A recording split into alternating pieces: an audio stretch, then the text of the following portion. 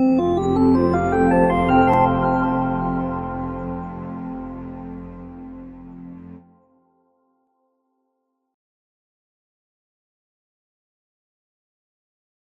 upon a time, deep in a dense forest, there lived an aged lion named Leo. Leo had once been the king of the forest, feared and respected by all the animals. However, as he grew older, his strength waned, and he could no longer hunt or perform his kingly duties. Hunger gnawed at him daily, and he began to worry about how he would survive. Leo had a clever and cunning friend, a fox named Freddy. Freddy was known for his quick wit and sharp mind.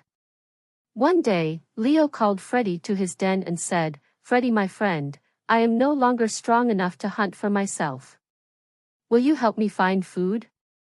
Freddy, ever the opportunist, saw a chance to curry favor with the old lion. He nodded and replied, "Of course, Leo, I will find food for you." Freddy set off into the forest, his keen eyes scanning the surroundings for potential prey. After a while, he spotted a donkey grazing peacefully. This donkey, named Danny, was a simple and trusting creature. Freddy approached Danny with a plan already forming in his sly mind. "Hello, Danny," Freddy greeted warmly. "How are you today?"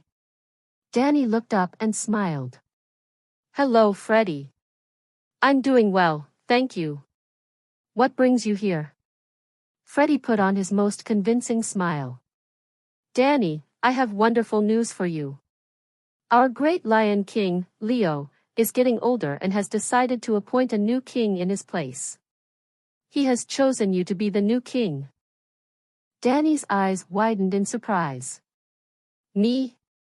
A king? But why would Leo choose me?" Freddy nodded earnestly. "Yes, Danny. I told Leo about your strength and kindness, and he agreed that you would make a perfect king. He wants to place the crown on your head himself. Come with me, and let's go to Leo's den." Excited by the prospect of becoming king, Danny eagerly followed Freddy through the forest.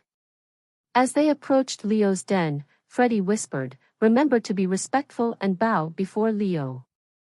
Danny nodded, and with his heart pounding in his chest, he walked into Leo's den. The moment Leo saw Danny, he roared loudly and leaped at him. Terrified, Danny turned and ran as fast as his legs could carry him.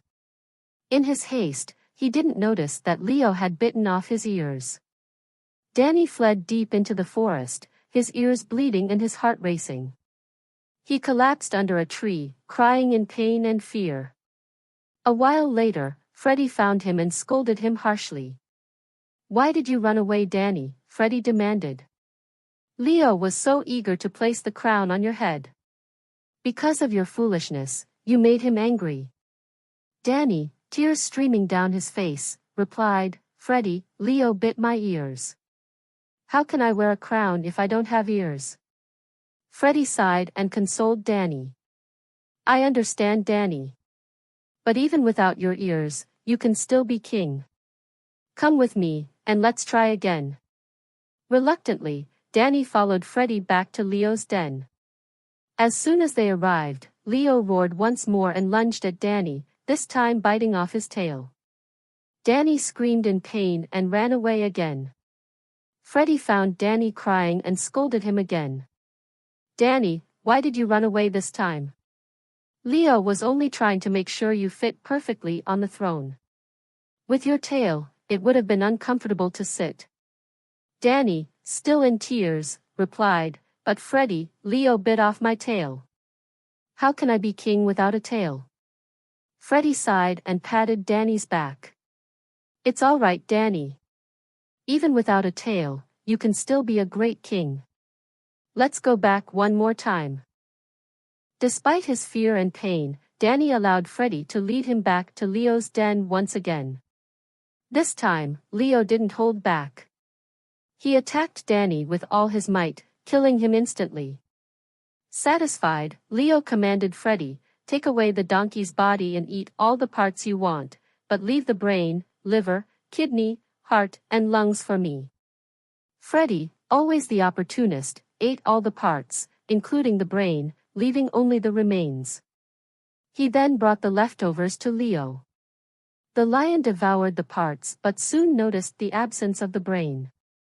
"Where is the brain, Freddy?" Leo demanded. Thinking quickly, Freddy replied, "Leo, how could the donkey have had a brain? If he had one, he wouldn't have come back after you bit his ears and his tail. He was foolish enough to believe he could be king despite everything. Clearly, he had no brain." Leo, convinced by Freddy's explanation, nodded in agreement. "You are right, Freddy. Only a brainless creature would come back after all that." Freddy smiled to himself, pleased with his cleverness and the meal he had enjoyed. From that day on, Leo continued to rely on Freddy for food, and Freddy, ever the cunning fox, ensured he always had a share of the feast. And so, the forest continued its cycle of life and death, with the lion and the fox maintaining their unusual partnership, and the other animals learned to be wary of the cunning fox and the aged lion.